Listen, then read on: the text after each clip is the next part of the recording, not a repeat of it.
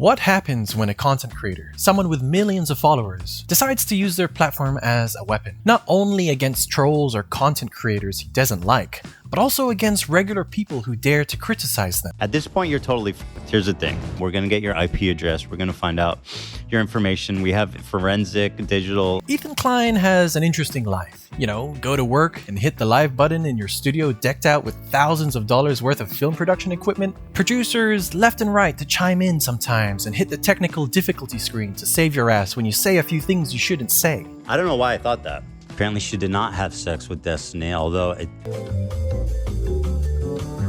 Maybe recklessly throw around a few claims here and there without anything to back it up. They literally talk about doing psyops, faking posts, brigading, and all this shit. And I have 4 years of all of his chats. There's stuff in there that will put him in prison. I'm not even fucking kidding. Okay, so apparently he has something to back it up. But I mean, it is kind of hard to trust his interpretation of what he sees, considering that he has proven in the past that he is incapable of interpreting things. He's not exactly the beacon of credibility. I mean, because like it's not right. Like you think you're being the good guy and like you're just being a fucking bigot, bro. Oh, and also spread misinformation to your massive platform as you please because you don't like someone. That's what bad Hezbollah is. It's like a meme. Hezbollah in Hebrew means propaganda. It's like a weird slur that people started picking up, calling just like Hezbollah means like a lying Jew, essentially. It's funny. In this live stream from last night, he mischaracterizes the podcast, proving his interesting imagination. Apparently, Hezbollah means lying Jew, which clearly indicates anti-Semitic implications. Oh, but just so you know, guys, Ethan's telling a lie here. It's just a card Ethan loves to pull at every chance. Something to critique about me? You're an anti-Semite. Hezbollah actually comes from the Hebrew word for explaining. Matt Lieb, a Jewish man himself by the way, clarified this on his Twitter. You can also just find this out through any Wikipedia or dictionary. And after that, maybe also drop a few bits of information to kinda suggest to your audience that you should go and tell a company, sponsor, or community that you come from the H3 podcast, if you know what I mean. This guy, Matt Lieb, he works for Good Mythical Morning. This guy works for Good Mythical Morning acting like he's wholesome. He's evil. I mean, he is just a disgusting fucking piece of shit.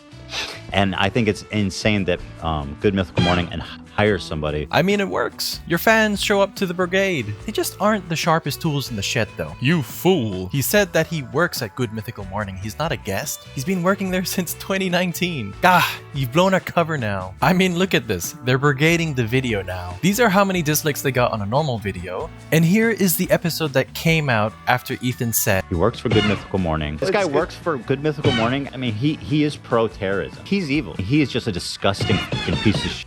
Look at how many dislikes they have now. And the comments. And then, for good measure, recklessly throw another comment. When she comes out, please. What are they just watching an Israeli showing clothing and shitting on her? Like, is that what they're actually doing? Even though they're actually watching a TikTok of a woman in New York who wants to sell clothing that she named after individual hostages, and then call it a day at work. And then make some Instagram stories too. Ethan and Hila have built an empire. Millions of subscribers, a dedicated fan base. With that kind of influence comes responsibility. But instead of using it wisely, they manipulate it. When you recklessly throw around unchecked claims, some people are going to believe you. The audience takes what he says at face value, or sometimes not everybody is able to listen to every moment of the podcast. Look at what he says here. And he's bringing on somebody that wants to kill my wife, unironically. Ooh, I gotta go. That's all I can watch. I'm late for my hot dog eating contest. But damn, he tried to kill his wife? Here's what you would have seen and heard if you didn't tune out. Or in a video game, but I do think, I mean, he is pro-terrorism. The real problem is that it just doesn't stop with words. His audience absorbs the tone, the narrative, and the hostility. When you alter reality, when you mislead millions, when you encourage mob behavior, whether directly or indirectly, you're not only an entertainer, you're an abuser of power. So today, we're exposing how Hila and Ethan weaponize their influence and why it needs to stop. If we can't have like words that we can all agree on, how are we ever going to talk about anything? That's a great point, Hila. Let's first define some words to fully grasp what we're dealing with here. If this is your first time on Earth, there's this thing people often like to do called abuse of power. This is the abuse of a position of power in order to harm other people, to bully them, or place them at a disadvantage, in order to procure personal advantages for oneself or one's favorites. Doxing describes the search for and publishing private or identifying information about a particular individual on the internet, typically with malicious intent. Doxing is also a common tool used by dictatorships and authoritarian regimes to silence dissent, intimidate opponents, and control the population. Just to be clear, I am just defining phrases here. I think he just needs to take a break. Ethan frequently makes petty and accusatory remarks about Hassan, some of which veer into exposing aspects of his private life. He tries to expose that he might have a secret girlfriend, or how he is certain he has a housekeeper that he doesn't pay appropriately to socialist standards, and also that he communicates with her over a translator. So I dropped a bomb on Instagram stories yesterday that since our friendship was a farce, I have zero problem discussing these things. I put out a question before, who's making his chicken? People have been wondering what's making his chicken. His fans and supporters say it's his mom, which is, they really think his mom is just slaving away all day. A grown-ass woman with a job who apparently just got a PhD, like she's like a real-ass person with a life. She's just at home cooking chicken for her son all day. So they're calling me a liar, which is good because it means that if it's true, which it is, it might affect their opinion of him. I met her. She's a lovely Hispanic lady. She doesn't speak English. She cleans and cooks, works full-time, I believe. Hassan grunts and uses Google to talk to her. Because I was shocked, frankly, when I saw her. So I asked him questions. I was like, is she, I think she's undocumented, which is, I don't know for sure, but that was my impression. To take advantage of people, I would have gone and got myself an undocumented worker to clean my house. And on top of that, he demands Hassan to reveal his supposed housekeeper's wage. While Ethan spreads this misguided narrative around, here is a Twitch streamer who has also been to Hassan's house. Cinderella, Austin, Will. I've been there! Wait, am I not a real Hassan friend? Did I not get the full Hassan house experience? Am I not cool enough to meet the enslaved migrant Hispanic, only Spanish-speaking housekeeper who's undocumented? Could it be that Ethan just saw Hassan's mom, took one look at her, and assumed that she's an undocumented migrant worker that can't speak English? I just want to quickly say, I have been to a Turkish household before, and yes, it is absolutely true that a Turkish mother will cook an entire meal for their child, even when their son is like a fully grown adult. But that isn't the point. It isn't about whether Hassan has a housekeeper or not. Maybe he does, who cares? The real issue is that Ethan is spreading a baseless claim, prying into Hassan's private life in bad faith. Personal matters like this aren't public property, and being a public figure doesn't erase someone's right to privacy, even if these details aren't inherently damning. Ethan is still pushing a narrative to make Hassan seem inconsistent or hypocritical, shaping public perception to fit his own agenda. And then we also have Ethan endorsing harassment towards Reddit employees and their families. Or I'll say this. I do want to say Steve Huffman, Jen Wong, Drew Valero, do you think that is? Yeah.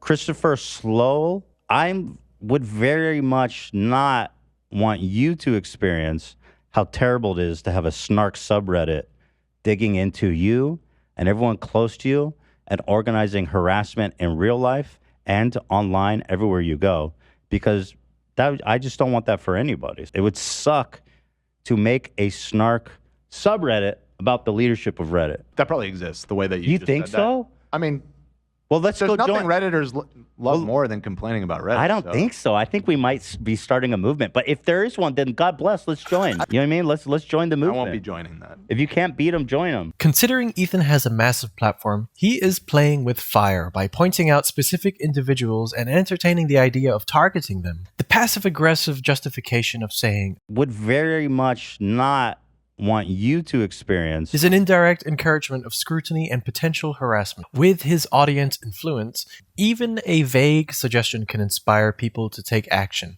whether he explicitly commands it or not. This was sent to my sister today. She's 16 years old. They haven't slowed down. This is the type of shit my family receives every single day. This is a form of intimidation rather than constructive criticism. Encouraging a mob mentality can incite people to actively participate in targeting individuals. While Ethan and his fans may argue that this isn't doxing because the names were already public, the issue is how he framed it, which is problematic and falls into a gray area of targeted exposure, a form of soft doxing. Just because something is publicly available doesn't mean it's ethical to broadcast it in a way that could lead to harassment. Executives at Reddit aren't the same as celebrities or politicians. They likely don't expect or want their names amplified in a way that could lead to direct targeting on a personal level. Not only does he dox public figures, but he also doxes private individuals. On the 27th of February, Hila Klein posted a picture of the David Star tattoo. One person wrote, "I used to watch you when you had only 15k subs. Glad that's behind me. Enjoy hell." Ethan then went live on his podcast the next day and scrolled through her comment section as content. Obsessed with you guys when you only had 15k subs. Glad that's behind me. Enjoy hell. This guy's for real. Look this guy up. Enjoy hell. He said enjoy hell. But, halfway there. He's not. Oh yeah. Yes, he's a real guy. Blocked him 'cause he's not showing up for me. Here he is. If anyone, let's see if I know. Can identify him at all. Which one's Joe? Let's see. I think it's this guy. No, it is. Here, let me show you. That's him. Right. That's him right there. Ethan then calls him an anti-Semite. Trust me, when I see an anti-Semite, I know I can spot him. Wow. And indirectly tells his community to find out where he works and tell his boss and family about it. I don't know if any of you guys know him, but certainly anyone who would employ him, or probably even his parents, would be pretty disappointed to see that, although who knows. This is a clear abuse of power because Ethan is leveraging his massive platform to dox, humiliate, and potentially endanger the private individual over a social media comment. Now, even when the last two words of his comment are not the friendliest of messages, does it justify Ethan's reaction? Ethan knows that showing someone's Instagram profile on a live stream with thousands of viewers invites harassment. Saying, "Let's see if anyone can identify him," at all is asking your fans to investigate and expose him. And because his audience has a history of dogpiling people he calls out, this makes it an intentional act of incitement. This is a thinly veiled call for his audience to dig up personal information. Encouraging his fans to contact his boss and family is a direct attempt to ruin his life over an edgy comment. And what makes this all the more unsettling to a personal level, he begins to look at his mom's pictures, dragging innocent family members into the situation. Here's his mom. I'm not going to click that for her. I'm not, you know what? F him. This is what you... Here's your mom. I wonder if she knows what you do on social media on your free time. You love your mama. Good thing she's not Jewish, hey, Joe? I love it. I love it. So anyway, best of luck to you out there, Joe. I don't know who you are, but you're a fucking asshole. And shame on you. Yeah. And look at his eyes at this moment. I mean, this is quite irrelevant, but look at how he is hyper-focused in, with vacant eyes glazed over this guy's mom menacingly. The silent moments are deafening, and that occasional... I love it. I love it. It's just unsettling. You could submit that clip for an audition to be an antagonist in a movie like No Country for Old Men, and you would get the role. The original comment, while harsh, is still just an Instagram comment from a random person. Ethan, a multi-millionaire with millions of followers, is punching down hard on someone who most likely has zero power or influence. So this makes Ethan's behavior even more blatantly abusive because he publicly defamed a random person, dragged innocent people into it, incited career and social consequences, and potentially endangered someone's life. This is doxing, and for those that believe it isn't, because once again, his profile isn't private or wasn't private at this moment, you have to understand that Ethan's intent was 100% to expose. Actively highlighting his profile in images, zooming into faces, and identifying persons brings attention to personal details that wouldn't normally be so widely seen. It turns a private individual into a public target. He is actively digging for anything that could identify the person. His crew member managed to identify something recognizable and the location that particular thing is in. That he's in front of, that's in... Is that right? Yeah, it's at the... This shifts it from casual browsing to an invasive search for personal details. And Ethan is indirectly suggesting to his audience to investigate further. Even without explicitly telling them to harass the person, it often leads to harassment or threats, which is just what happened. Here is a lovely DM he received from somebody. So shout out to Ethan Klein that my mom, who is an art teacher at an impoverished public school, has to deal with this shit. You are truly the morally superior YouTuber. See, the power imbalance here also creates a culture of fear. The person he just doxed has below 200 followers, just an average person. Ethan has millions of followers on a variety of platforms. When someone like Ethan calls attention to a regular person like him, the regular person faces unprecedented levels of harassment they're completely unprepared for. At the end of the day, criticism, especially from a random person online, does not justify exposing their identity or opening them up to mass harassment. Ethan has countless ways to respond that don't involve punching down at someone who lacks the same platform, protection, and influence. Harassment that me and Hila are receiving is just genuinely unfucking comparable. Ethan constantly fights for silencing his critics and for the removal of free speech. One incident took place when Ethan Klein decided that he had enough of the H3 Snark subreddit. r/H3 Snark is a community on Reddit dedicated to criticizing and discussing Ethan Klein and the H3H3 podcast. It focuses on calling out hypocrisy, controversies, and questionable behavior by Klein and his podcast crew. Members of the subreddit often analyze his statements, business practices, and legal disputes, sometimes with a critical or sarcastic tone. Can you find hateful comments on there? Probably. But you know where I found tons of hateful comments without even having to scroll down much? This place. This freedom of discussing such topics would soon come to an end when Ethan posted this on his Instagram story. I can't wait till I find out who the snarkers are, because I'm gonna sue them. He threatened to sue the mods of the subreddit, claiming defamation and harassment. Listen, guys, at this point, you're totally fucked. Here's the thing. There's a subpoena that's going to come. You can't erase your data. Even if you didn't log in, we're going to get your IP address. We're going to find out your information. We have forensic, digital.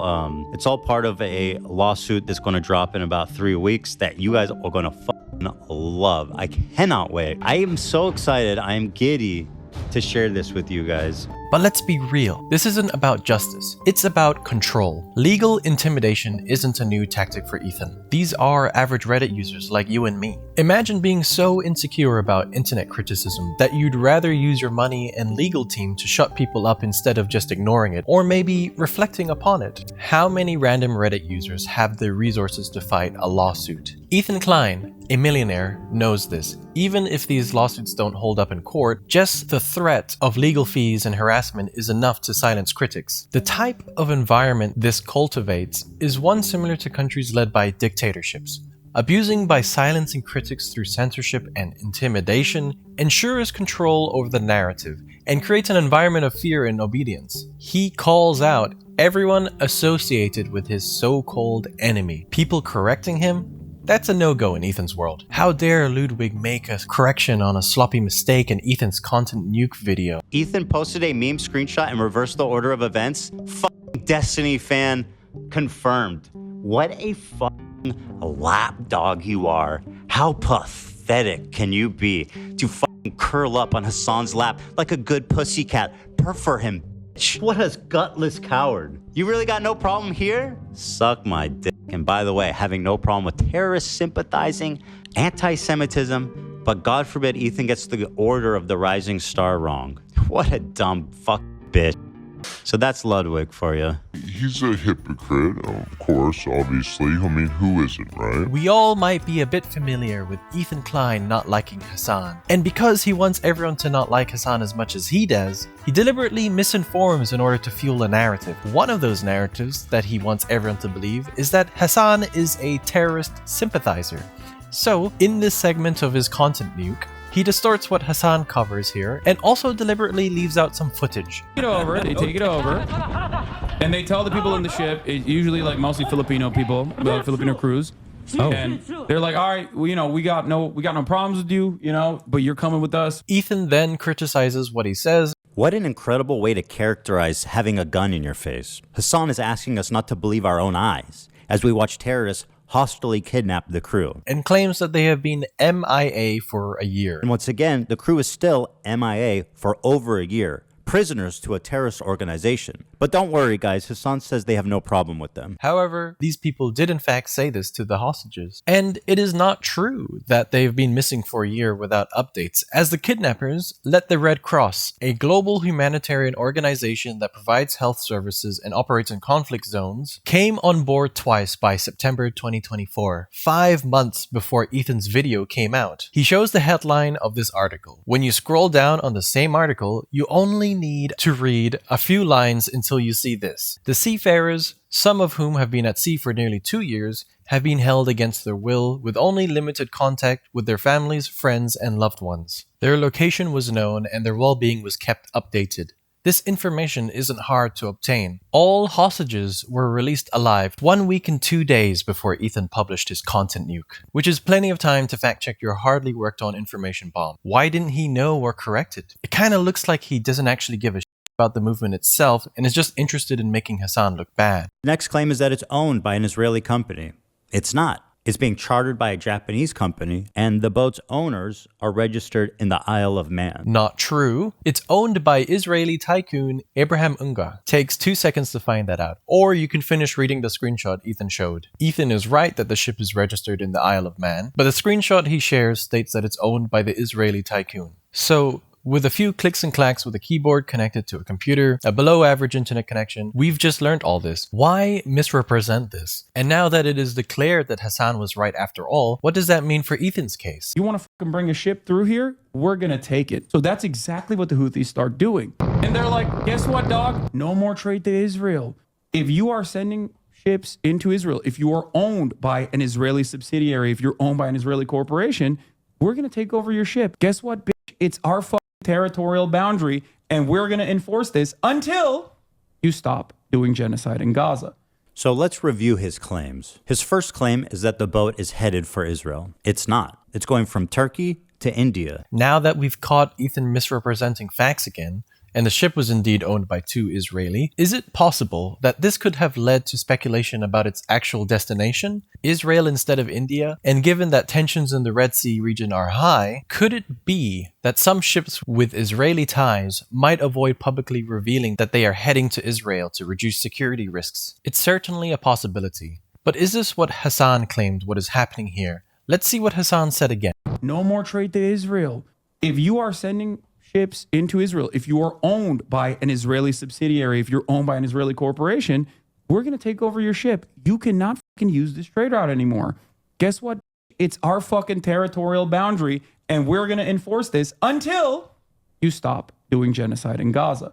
The Houthis stated the Houthis themselves framed the hijacking as a targeting of Israeli-affiliated assets in the region. In the past, they have stated that they would target ships or vessels tied to Israel, especially if they were in or near Yemeni waters or the Red Sea. Furthermore, Hassan talks about the Houthi strategy, which Ethan twists around. He takes it out of context. They're coming in hot with guns. Yeah, but you have to understand, this is a deterrence. Israeli society is going to start getting upset. They're going to be like, I can't get my treats. I can't get my Amazon Prime deliveries. What the fuck is going on? I hate this. Israel sucks. I'm leaving Israel. That's the goal. I find it disturbing that Hassan thinks that a slowdown of imports is going to cause Jews to flee Israel. 80% of Israelis were born there and do not have citizenship anywhere else. So where do you want them to go, Hassan? Back to Poland or back to the Arab countries they were forced out of? Israel sucks. I'm leaving Israel. That's the goal. By telling the Jews of Israel to go back where they came from, Hassan attempts to deny Jewish heritage in the Middle East. It characterizes them not as indigenous, but as white colonizers. This is despite the fact that 60% of Jews in Israel are actually native to the Middle East. The part where Hassan talks about what led to the Houthi attack is left out by Ethan entirely because it is not quite convenient for Ethan to have Hassan cover a story about an act of resistance against Israel when trying to make Hassan look bad, doesn't it? And they're coming in hot with guns. Yeah, but you have to understand, this is a deterrence, right? So like their goal is to film it and show it to the world so like other companies that don't want to risk having this happen to their product, having this happen to their ships, literally are like, okay, we're not going to use the trade route anymore. All of a sudden, if you don't use the trade route, trade gets more expensive for the West. All of a sudden, if you can't use that trade route, the Israeli port is going to get bankrupt. Israel is not going to be able to get the materials in time that they need for waging their war. Israeli society is going to start getting upset. They're going to be like, I can't get my treats. I can't get my Amazon Prime deliveries. What the fuck is going on? I hate this. Israel sucks. I'm leaving Israel. That's the goal. The goal is to be like, yeah, your shit sucks. Okay, well then stop, doing genocide in Gaza. And it's funny, Ethan always talks about how comments and donations won't help Palestine and the cause. Creators for Palestine raised $1.6 million. That's fantastic. Literally negligible. They've received billions of fucking dollars. It's a good thing. Has $1.6 million had an outcome on anything happening in Gaza? Absolutely fucking not. Let's talk about real activism. Let's talk about enacting meaningful change. Total fucking failures. Well, I wonder if this is a more fitting way to help the cause for Ethan. Also, here are a couple of examples of ships changing or hiding their route and destination. The Wise Honest, a North Korean cargo ship, was seized by the US in 2019 for attempting to smuggle coal. It had attempted to conceal its route and destination to evade detection. Chinese fishing vessels have been found employing North Korean crews, violating UN sanctions. These crews were concealed and transferred between ships to avoid detection, indicating deliberate misrepresentation of crew compositions and potential destinations. Ethan wraps up this section by trying to take away the legitimacy of Hassan's words. And they tell the people in the ship, usually like mostly Filipino people, Filipino crews. And they're like, all right, well, we got no problems with you, but you're coming with us. We're taking over the ship. What an incredible way to characterize having a gun in your face. Hassan is asking us not to believe our own eyes as we watch terrorists hostilely kidnap the crew. Is Hassan asking you not to believe your own eyes? Was it not enough to stay true to the facts, that they indeed most likely captured the ship in international waters, but near their controlled territory? A year-long hostage situation for a seafarer is hard enough as it is. Did Ethan have to make sure to misrepresent facts in order to manipulate perceptions and strengthen his own argument? It would certainly help in appearing on the high ground and convincing others more easily, wouldn't it? This entirely unneeded situation was made more dramatic so people will finally side with him against his personal warfare against his nemesis, Hassan. One case of Ethan Klein taking it upon himself to push an unchecked claim as fact is one where he alleges that a rescued Israeli hostage was continually during her captivity under Hamas. He uses this story in his Hassan Piker content nuke as a narrative. But there's just one problem. Nowhere in her interview does she say this happened. The girl herself never once stated she was sexually assaulted. Yet, Ethan presents this as undeniable truth. Denims, a Twitch streamer that watched this segment of Ethan's content nuke live on Twitch, she questions the claim. Wait, wasn't this disproven? Was this clip from her disproven? Is he going to play the clip of her? This clip of her. But Ethan, instead of reassessing facts and claims, he reacts. How do you disprove firsthand testimony? First of all, she's a fucking bitch. Shame on you. Fuck you. How dare you? You say you fucking support women and you sit here and you fucking giggle and laugh at this girl who was raped. And then immediately you say, I believe all women. And they say, oh, wasn't she lying? This whole fucking thing is so hard for Israelis to process it. You're not going to acknowledge what just happened? She will, to say that she's lying. This is a disgusting human being. She's a vile piece of shit. This entire movement is rotten to the core. It is a joke. And yes, she is a bitch. Somebody that laughs in the face of other rape victims and immediately calls them liars. That's a bitch of a person. Okay, before I continue, since this is such a sensitive topic, I try not to put too much of my own words and just stay true to known facts and information that exist. The girl in the interview, which was part of a documentary about women who talk about their experiences as hostages, some of them talk about sexual assault, but this woman in particular did not, nor has she ever stated in any interview that she experienced. So Denims is not incorrect here. Ethan saying she was a victim of being continually is just wrong. Ethan does not and cannot have any proof for those statements because there is no proof. And by the way, this woman experienced harassment after her release as a hostage. Some Israelis seem to have found her to talk too kindly about her experience as a hostage and became a target on her own social media platforms. Ethan is not only re-traumatizing a former hostage by falsely claiming she was a victim of sexual assault, but he's also using a hostile rhetoric to silence anyone who challenges him. He paints Denims as a villain. First of all, she's a bitch. Shame on you. Fuck you. Misrepresents her reaction at this moment and smears her image. Somebody that laughs in the face of other fucking victims and immediately calls them liars. That's a fucking of a person. All because she didn't agree with his claim. He also completely distorts her words. He now claims that Denims called this woman a liar, which she did not. Wait, wasn't this disproven? In reality, the only person spreading lies in this situation is Ethan. His refusal to engage in constructive dialogue or acknowledge the truth fosters an environment where misinformation thrives. His unverified and false claims not only damage his credibility, but also encourage a toxic culture in his community, where anyone who disagrees with him is targeted. Another case of Ethan and Hila twisting the narrative to how they see fit is one where Hila's potential collaboration with an artist was rejected for reasons unspecified. The artist I wanted to collaborate with decided, I don't want to be associated because I'm Israeli. Here's the quote. Sorry, I can't be associated with this company. Thanks for considering. I followed them for years, always supported them, and I have an ongoing painting of his at my house. And this is the result of Hassan's type of activism. Should I out him, Hila? I don't know is it morally okay to say who he is. Whatever you guys think, I don't care. What an asshole response to, like, it's almost like he's, yeah, and by the way, like, he doesn't even dignify you with the response of, like, it's like, no, you actually, I can't fucking be associated with this company. I'm just annoyed because it's not the first one. There's another person right now that is doing the same thing to me, somebody that I'm already working with. This is a result of Hassan's activism. This is what it resounds to. Alienation, hate, racism, and zero fucking progress for people in Gaza. Zero. I'm gonna think about if I want to blast him or not. I mean, because, like, it's not right. Like, you think you're being the good guy and shit. Like, you're just being a fucking bigot, bro. You're nothing more than a bigot. And also, just to not even dignify you with, like, a reasonable response. Just so short and fucking rude. What a bitch.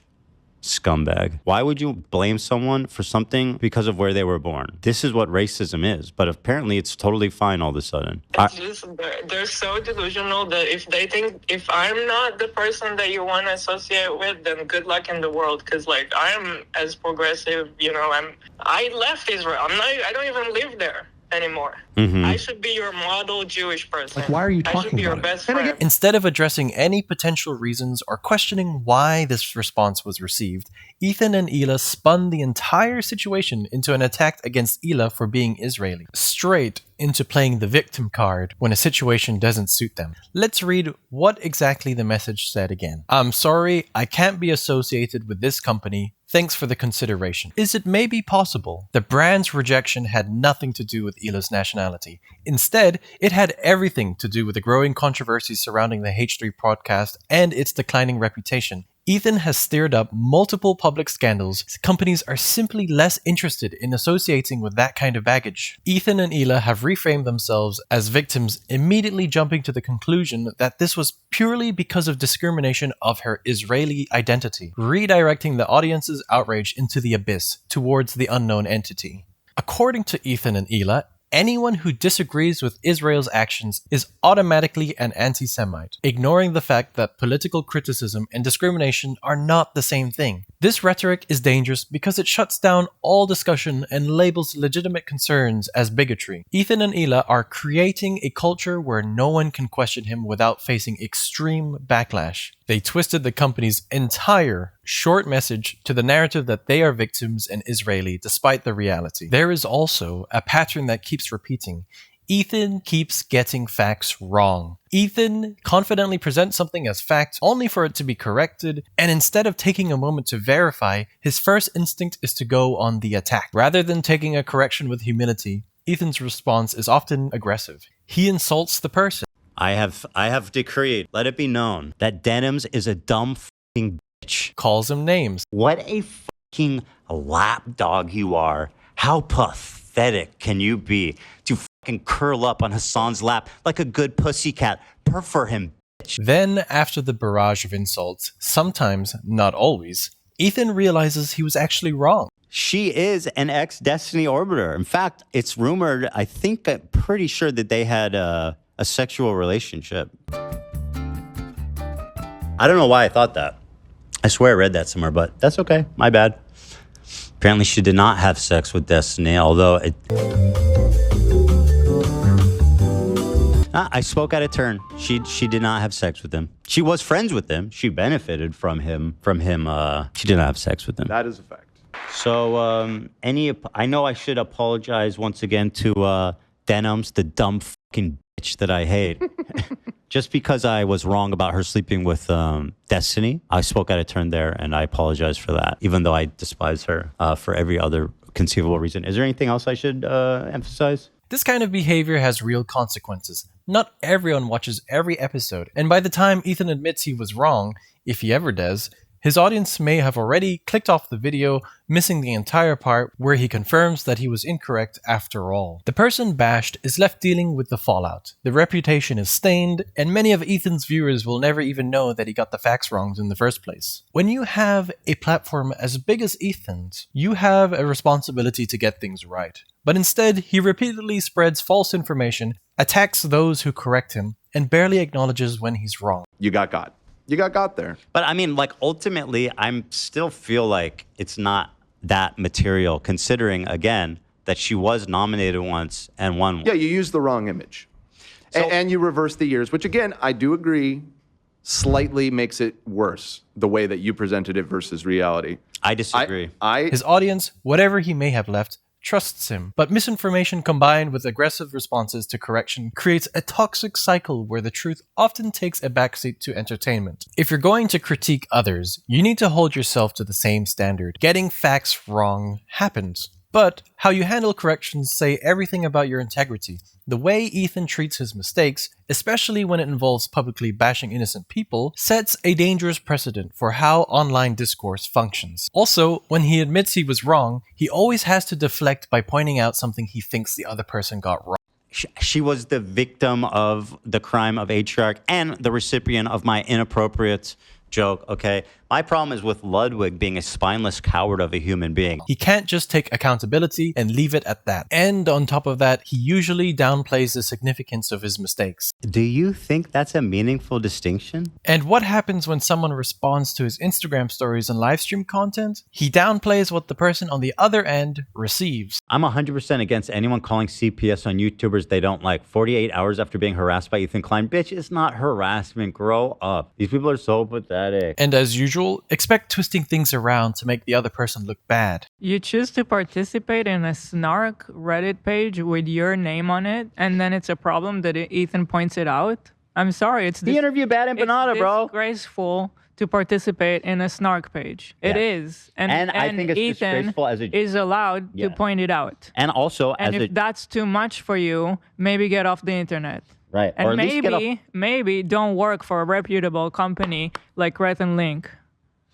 You don't deserve to work there. But Hila knows. Ethan did not only point out a Reddit post that speaks critical of Matt, he also posted this, and this, and this, and this, called him evil and a piece, and went on, making sure everyone and their mum has heard of where Matt works. Why did Ethan do this? Well, Ethan says it himself. And I think he should be fired, frankly. And I hope he is fired, because he's pathetic. She would tell her friends to back off. Isn't the whole point that you are saying difficult things, that you're taking the difficult stance? You're not it's not about going along with the crowd and being like, I hate racists, guys. Aren't we all the best? It's about actually fucking doing the right thing when it's difficult to do. Yeah. I mean, go back to the civil rights. You think that the people who are like the white kids who are protesting with the black students, you think that they were just like not risking anything? Ethan has faced criticism, sure. But let's not confuse criticism with actual systemic oppression. To equate someone disagreeing with your podcast to the struggles of a marginalized group fighting for basic human rights shows a serious lack of understanding. So here's the real question. Where does this end? How far does Ethan get to go before people finally say enough is enough? How many people will be harassed, misrepresented, threatened, or dogpiled before he's held accountable? Because at this point, it's not about defending himself. It's about controlling the conversation by any means necessary. And the longer this continues, the more obvious it becomes. Ethan Klein isn't fighting against harassment. He's weaponizing it. Thanks for watching the video. Bye-bye.